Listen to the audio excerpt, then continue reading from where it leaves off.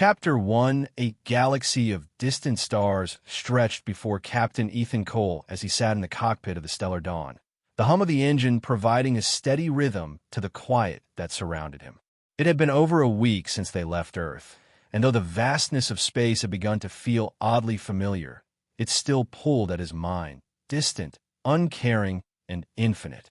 But on that particular day, as they neared the outer rim of the Lorien cluster, something different stirred inside him. An uneasy feeling. A call. "Captain," came the voice of his first officer, Lieutenant Mira Kale, breaking the silence. "We've entered the Lorien cluster. Initial scans show nothing out of the ordinary." Ethan's hands twitched instinctively toward the controls.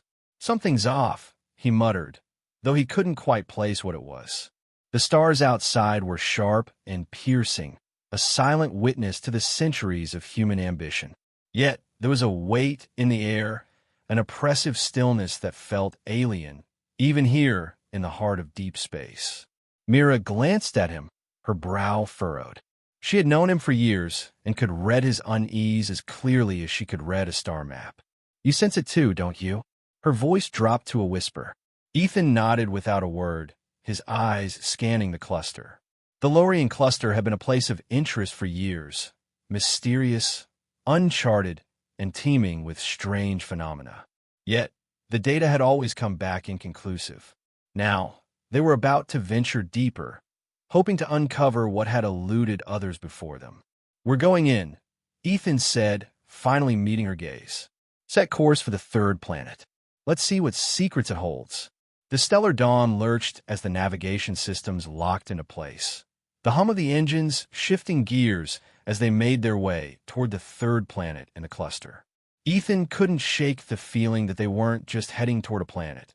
They were heading toward something much more dangerous. Mira, sensing his tension, leaned forward.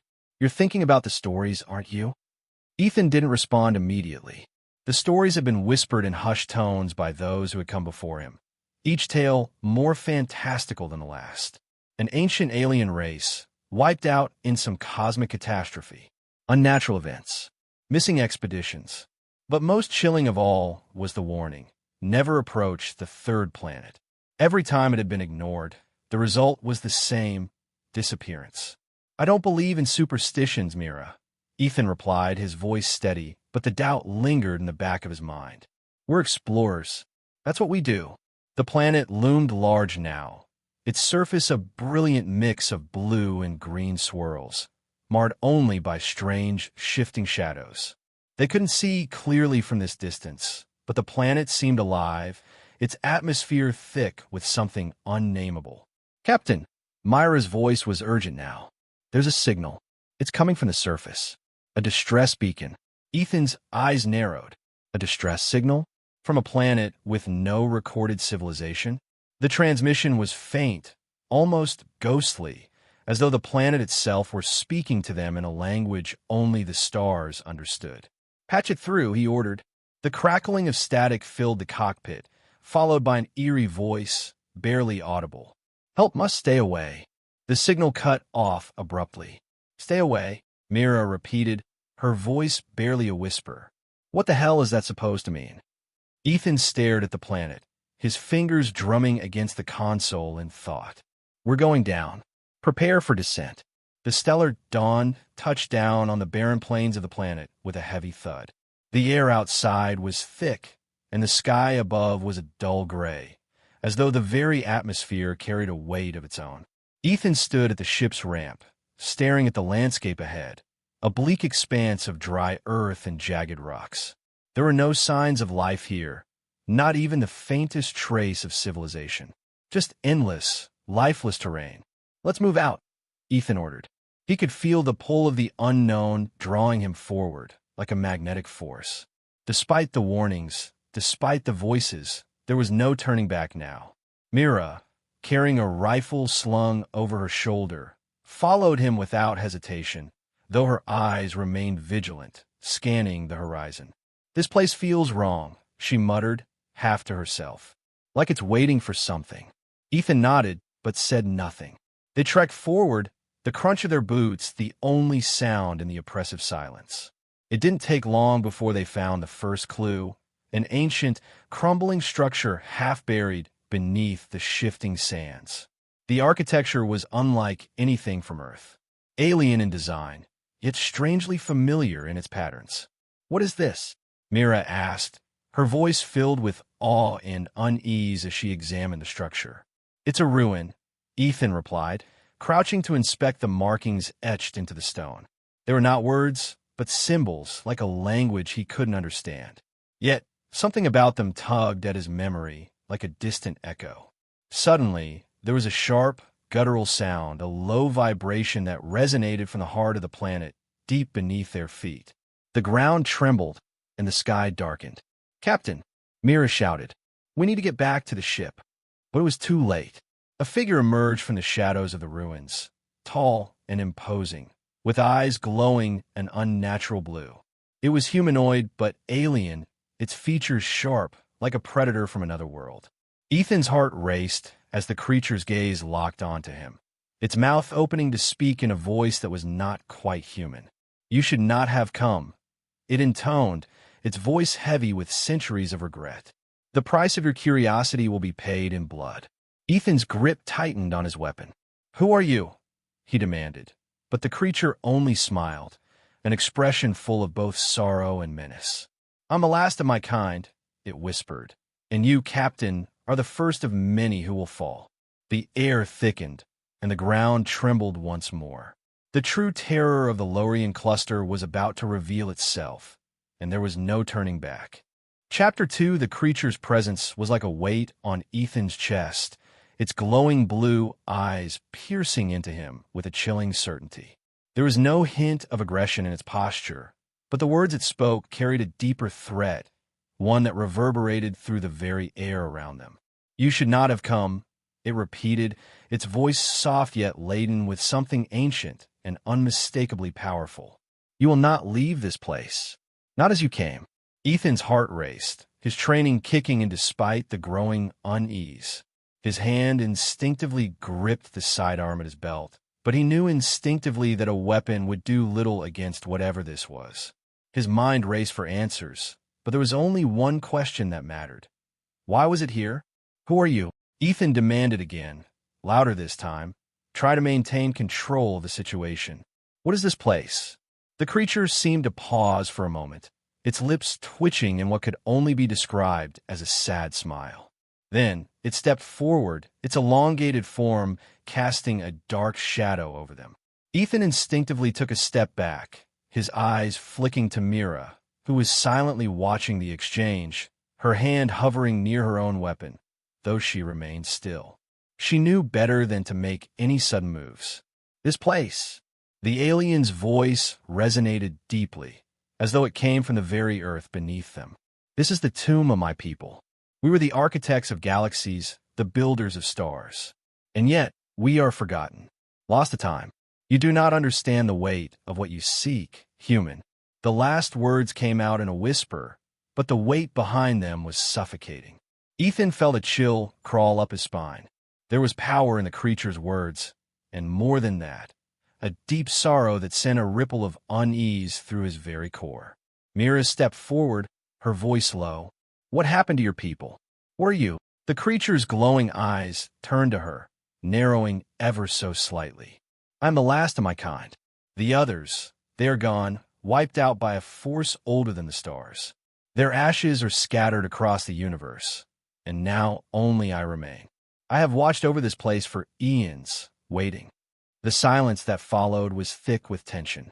Ethan's thoughts raced, piecing together the fragments of the creature's words. Wiped out by a force older than the stars. Could it be some kind of war? Or something even more incomprehensible? His mind struggled to form the answer, but he couldn't grasp the magnitude of the creature's words. "Waiting for what?" Ethan finally asked, his voice steady but with an edge of suspicion. The creature let out a low hum, almost a sigh. "Waiting for the one who would come. The one who would awaken what has been buried for millennia." "Awaken what?" Mira asked, stepping closer. Her voice was sharp, demanding. The creature's gaze flicked to her, and for a moment, Ethan swore he saw something flicker in its eyes, an ancient, almost wistful emotion. Then it turned its attention back to Ethan, a slow, deliberate movement. "The legacy of my people," it said, as though the answer should have been obvious. "The power we left behind. It lies beneath this planet, hidden from the prying eyes of those who do not understand. The humans, you do not understand. You have already stumbled too far into the darkness. The price for your curiosity is steep, and there is no escape." Ethan's stomach twisted. Power. He couldn't deny the allure, but there was something in the creature's tone that made the hairs on the back of his neck stand up. This was not some alien artifact or forgotten technology to be studied. This was something much older, much more dangerous. "Are you warning us or threatening us?" Myra's voice broke through Ethan's thoughts. The creature's head tilted slightly, as though pondering the question. "Both," it replied simply. Ethan stepped forward, his hand still on his weapon, but his mind was no longer on defense. His instincts told him that they were standing at the edge of something monumental, something that could change everything. But the question lingered. Was it worth the risk? "You said the price was steep," Ethan began slowly. "What does that mean? What happens if we leave?" The alien's eyes seemed to burn brighter, the energy in its gaze shifting. "If you leave," it said, "you may never understand what you've lost. But if you stay—" It paused, and the air grew heavier as the words hung in the silence. "You will become part of the legacy," it whispered, "a legacy that will haunt you for the rest of your days. It will follow you. It will claim you." Ethan swallowed hard, his pulse quickening. Myra's hand tightened around her rifle, but she remained silent. There was no question now. Whatever was buried here, whatever ancient power lay beneath the planet's surface, it was not something they could walk away from unscathed. "We need to leave," Myra said softly, her voice carrying the weight of her fear. "We don't know what we're dealing with here. This isn't just a warning. It's a curse." But Ethan was already shaking his head. He couldn't walk away. Not when the stakes were this high. Not when they had come this far. The stories about the Lorian cluster, the rumors of a lost civilization, none of it had prepared him for this moment. The truth, raw and terrifying, was unfolding before him.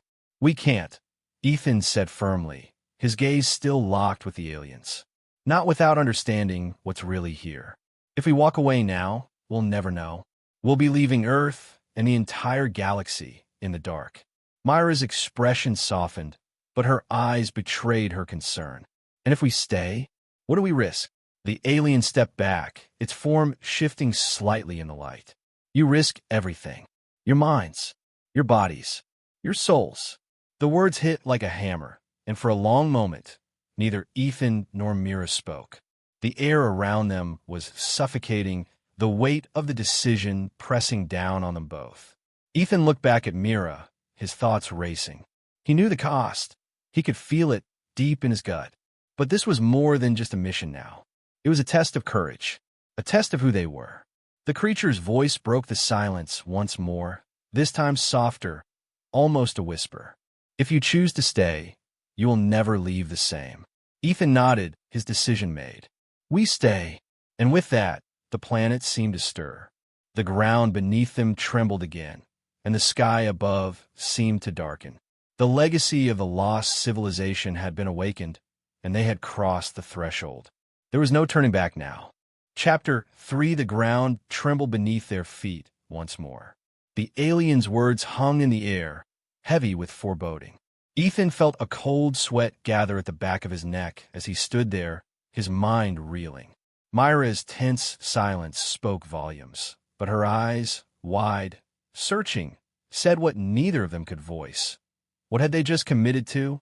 The alien, no, the last of his kind, seemed to take some twisted satisfaction in their uncertainty. Its piercing gaze never left them as it turned and began to move toward the darkened entrance of the ruins, its form shifting seamlessly through the shadows. The air was thick, charged with an energy Ethan couldn't understand, yet instinctively knew was dangerous. "Follow," the creature commanded, its voice deep and resonating, as though it echoed from the very bowels of the planet itself. "The path you seek is deeper than you can imagine." and you will not leave unchanged. Mira shot Ethan a look, her lips pressed in a thin line. But they both knew the truth. There was no turning back now. Not after the choice they'd made. They had to see this through. Ethan nodded silently. "Stay alert," he muttered to Mira, and together, they stepped forward, following the alien deeper into the ruins. The stone walls around them were smooth, unnaturally so, as if carved by a force far beyond human understanding. Strange symbols were etched into the walls, their meaning lost to time. Yet, there was something almost hypnotic about them. Every step seemed to pull them deeper into a forgotten past, a history lost to the void of space.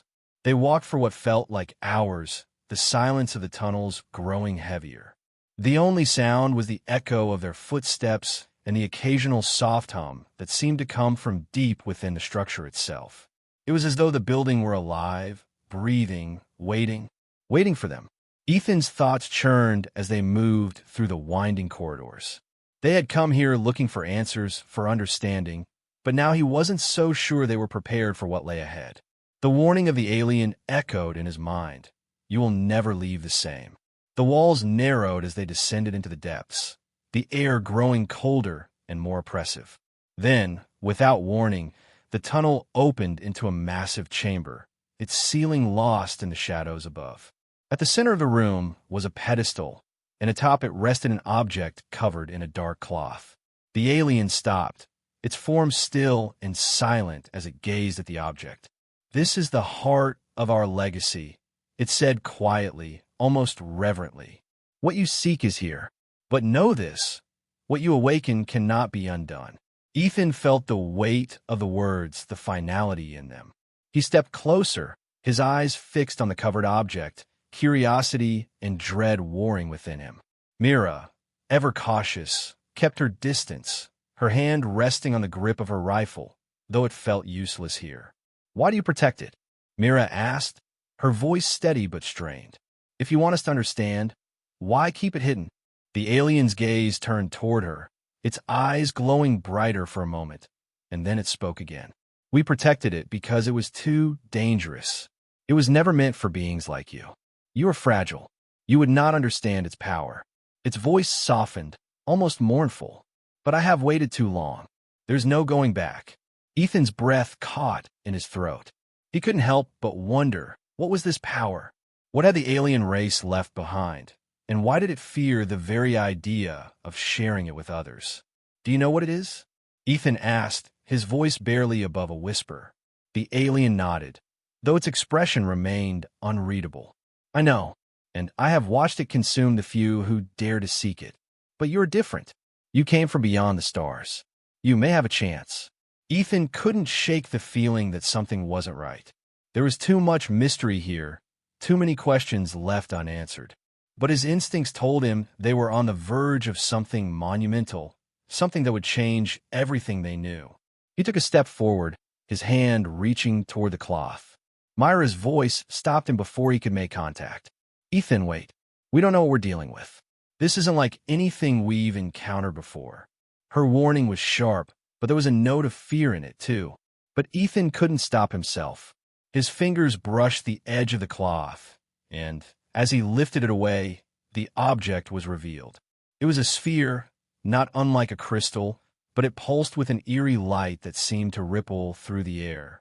The surface was smooth, glowing faintly, and yet there was something alive about it.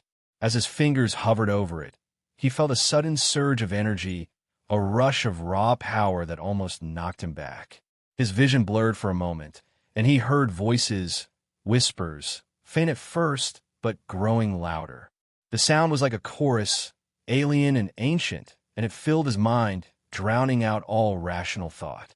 "You've awakened it," the alien said, its voice strained. "It's too late now. You have called it back." The sphere began to pulse faster, its light intensifying with each beat. Ethan could feel the power radiating from it, and his heart raced as he took a step back. The voices in his mind were now deafening, a constant barrage of alien thoughts and memories that he couldn't grasp.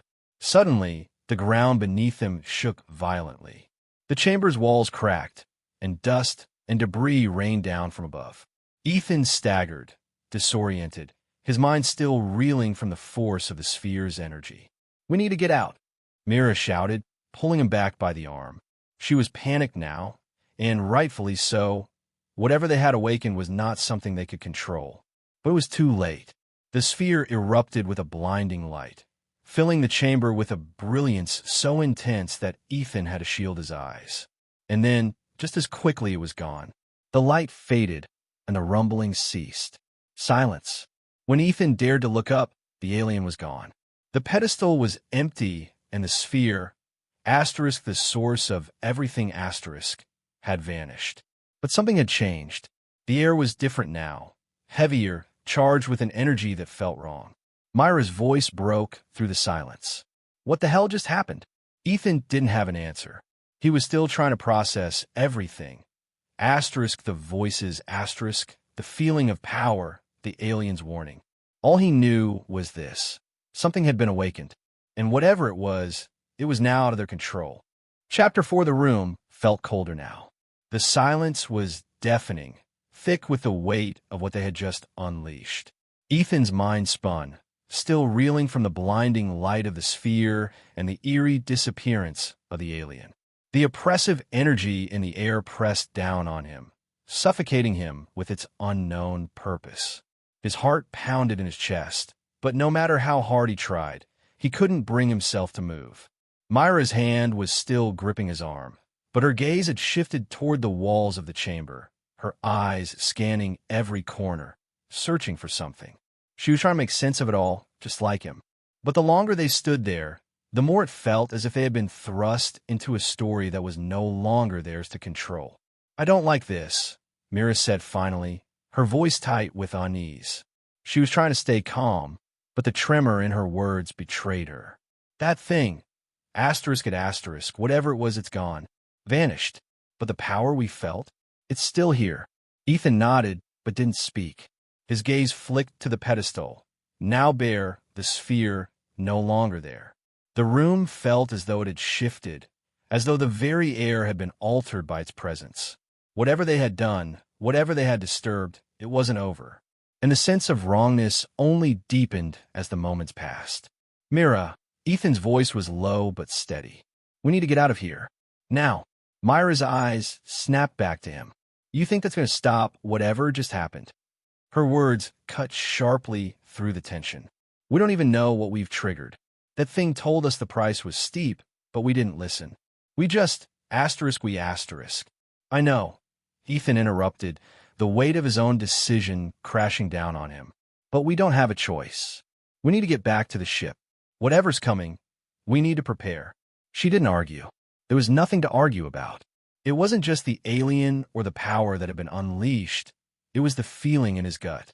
It was the certainty that their actions had set something in motion that they could never undo. They turned to leave the chamber, but as they retraced their steps, the tremors in the ground grew more frequent. The walls vibrated, and a low, ominous hum began to echo through the corridors. It wasn't the same hum as before. This one was deeper, darker, and it seemed to be coming from the very core of the planet. Ethan quickened his pace, but a sudden sharp screech of metal against rock made them both stop in their tracks. From the shadows of the corridor, something began to move. A figure. It was humanoid in shape, but as it stepped into the dim light, it was clear that it was anything but human. Its skin was pale, almost translucent, and its eyes glowed with the same unsettling blue hue as the alien they had encountered earlier. But this one wasn't like the first. It moved with an unnatural fluidity, its body twisting in ways that shouldn't have been possible. "Ethan!" Myra's voice faltered as she reached for her rifle, but the creature held up a hand, halting her. "I'm not here to fight," it said, its voice raspy, a stark contrast to the smooth tone of the alien before.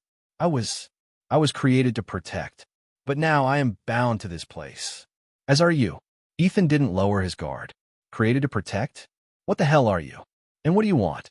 The creature's head tilted, its glowing eyes searching Ethan's face as if weighing him. "I was made to guard the legacy, the power you have awoken. But now it is free, and there is nothing I can do to stop it." Who made you? Mira demanded, her voice urgent. And what's happening? Why did the power leave? The creature sighed, an almost human gesture, as if it had exhausted its strength. I was made by my creators, the ones who built this place. They understood the power they had unlocked, but they could never control it. So they left, abandoning their own creation. But when they sealed the legacy away, they never considered that someone, might come to release it. Ethan felt a chill creep down his spine. The power, what is it? What does it do? The creature hesitated, its eyes flickering in the darkness, as though it was torn between answering and remaining silent. The legacy, it is an intelligence, a consciousness, a force of unimaginable power. It was the core of my people's civilization. But it is not just power. It is knowledge of the universe, of everything, and of things that were never meant to be known. So it's dangerous, Ethan said flatly. Yes, the creature responded. And now it is free. And you are bound to it, just as I am, just as this planet is. The creature's words hit Ethan like a cold wave. Bound to it. He had only meant to understand, to explore, but now it seemed they had irrevocably altered the course of their destiny. They were part of something much larger than themselves, something that could very well be their undoing. Myra's grip tightened on her rifle. We can't let this thing consume us. We need to leave. Now. The creature looked at her, the blue glow in its eyes dimming slightly. You cannot leave. The legacy has already marked you. You will never be free of it. Not until it takes what it needs. Ethan felt his stomach twist. Takes what? I cannot say. It knows. But I cannot warn you of the specifics. Only that once it takes hold, it will be too late. Myra's voice was sharp. You mean it's controlling us? The creature didn't answer immediately. When it spoke, its tone was almost mournful. Not control. Not in the way you understand it. But it feeds on knowledge, on curiosity, on those who seek what they should not. And when it has taken what it needs from you, it will cast you aside. Ethan was quiet, processing the grim reality of the situation. So what now? The creature moved toward them, its steps slow and deliberate. Now, you face the truth of what you have unleashed, and you must decide whether to confront it or let it consume you, as it has consumed others. Mira stepped forward, her rifle still aimed, but her voice resolute. We don't have time for this. We need answers now. The creature's eyes flickered, the briefest flash of something that almost looked like pity. They must go deeper, find the heart of the legacy. But know this, asterisk once you touch it, you can never return to what you were starred at. Ethan didn't hesitate. Lead the way. Chapter 5. The creature moved with unnatural grace, its body slipping through the darkness of the ruin like a shadow. Ethan and Mira followed closely behind, their footsteps echoing in the narrow, winding corridors. The oppressive silence that had hung in the air since they first arrived was now suffocating, broken only by the occasional, distant rumble of the planet's shifting core. Every step they took seemed to take them deeper into something ancient, something that had long been buried and forgotten. Ethan's mind was a storm of thoughts. The aliens' warnings, the creature's cryptic words, and the weight of what they had unleashed hung over him like a storm cloud. There was no turning back now. They had crossed a threshold, and there was no way to undo what had been done. The legacy was alive, and it had claimed them, whether they wanted it to or not. Myra's voice broke through the oppressive silence. How much farther? She asked, her tone tight with growing anxiety. Ethan glanced ahead at the creature, whose glowing blue eyes flickered in the dark. How much farther to the heart of the legacy? The creature didn't answer immediately. It moved through the ruins, its gaze fixed ahead, unblinking. We are close, it said finally, its voice distant, almost hollow. But the heart, it will not reveal itself to those who are unworthy. Ethan swallowed hard. And how do we become worthy? The creature's response was a soft chuckle, though there was no humor in it. You already are, or you wouldn't have come this far. But the heart will test you. It always tests those who seek it. The air around them seemed to shift with the creature's words, as though the walls themselves were breathing, alive with the pulse of something far older than the beings who now wandered through it. Ethan couldn't shake the feeling that they were no longer walking through a structure, but through the veins of something alive, something ancient. They passed through another archway, and the passage opened into a massive cavern. It was vast, far too large for the confines of the planet. The ceiling stretched high above them, a jagged expanse of stone that seemed to merge with the darkness. At the center of the cavern, suspended in mid-air, was an object unlike anything Ethan had ever seen.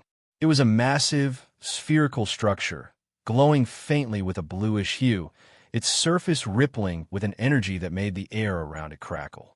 "The heart," the creature murmured, its voice reverberating in the cavern. "The source of all that was and all that will be." Ethan and Mira stood at the threshold, staring at the object. The hum of energy from the sphere was palpable, reverberating through the ground beneath their feet and rattling their bones. Ethan felt an almost magnetic pull toward it, a compulsion he couldn't ignore. He could feel the power radiating from it, ancient and unstoppable. "So, this is it," Mira said quietly, her voice low as if speaking too loudly might disturb the fragile balance that hung in the air. "This is the legacy." Ethan didn't answer. His gaze was fixed on the sphere. There was a sense of inevitability now, as though they were on the edge of something much greater than themselves. The sphere was waiting for them. "We have to get closer," he said finally, his voice hoarse. "We need to understand what we've unleashed." Mira didn't argue. She knew as well as he did that they had no other choice. They had come this far, and turning back now would be the same as abandoning the quest. They had to know. They moved toward the sphere, their footsteps echoing louder in the cavern as they drew closer. The creature followed behind them, its presence like a shadow, as if it were tied to the very stone of the ruin. When they reached the sphere, Ethan reached out instinctively, his fingers brushing against its surface. The moment his skin made contact, a surge of energy coursed through him. It was a shock, a lightning bolt of pure power that slammed into his chest and spread outward through his limbs. His vision went white, and for a moment he felt as though he were being torn apart at the molecular level. His heart raced, and his breath caught in his throat. He couldn't breathe. The force of the energy was so overwhelming, he thought he might collapse right then and there. And then, just as suddenly, it stopped. Ethan gasped for air, his vision slowly returning to normal. His body felt as though it had been overloaded, each nerve burning with the aftershocks of the power that had coursed through him. His hands were shaking as he withdrew them from the sphere, but his mind was sharp, clearer than it had been in moments. A voice, not his own, filled his mind. It was a chorus, thousands of voices, all speaking at once. It was a cacophony of alien language, incomprehensible, yet somehow familiar. Images flashed before his eyes, stars being born, worlds colliding, civilizations rising and falling, and all of it was tied to the same entity. The legacy, the consciousness that existed within the sphere. He staggered back, gasping, his knees almost giving out beneath him. He heard Myra's voice calling his name, but it sounded distant, as though she were miles away. "Ethan, Ethan, talk to me." He shook his head, trying to clear the fog that had settled in his mind. He was trembling now, and the sound of his heartbeat seemed to echo in his ears, louder than before. He managed to focus on Myra's face, her expression a mix of worry and fear. "What's happening to you?" she demanded, taking a step closer. Ethan blinked, struggling to find his voice. It's inside my head," he gasped. "The voices, the knowledge. It's too much. It's like it's trying to make me understand everything. All at once." Myra's eyes widened. You're not yourself anymore. Something's changing." Before he could respond, the creature stepped forward, its voice heavy with a strange sense of finality. "It has begun. The legacy has chosen you. There is no turning back now." Ethan looked at the creature, his vision still blurry from the experience. "Chosen me? For what?" The creature tilted its head, its eyes dimming. "To be the vessel, to carry the knowledge and the power. The legacy chooses those it deems worthy." But not all survived the transformation. Ethan's blood ran cold. The weight of what was happening settled like a stone in his stomach. He had sought answers. He had sought power. But at what cost? And what was he becoming now? "We have to stop this," Mira said, her voice shaking with urgency. "We have to get out of here before it's too late." But Ethan knew there was no way out anymore. Not for him. Not for either of them. They had awoken something that could never be contained, and it would shape them in ways they couldn't yet understand. The legacy had already claimed them, and now it was only a matter of time before it consumed them whole.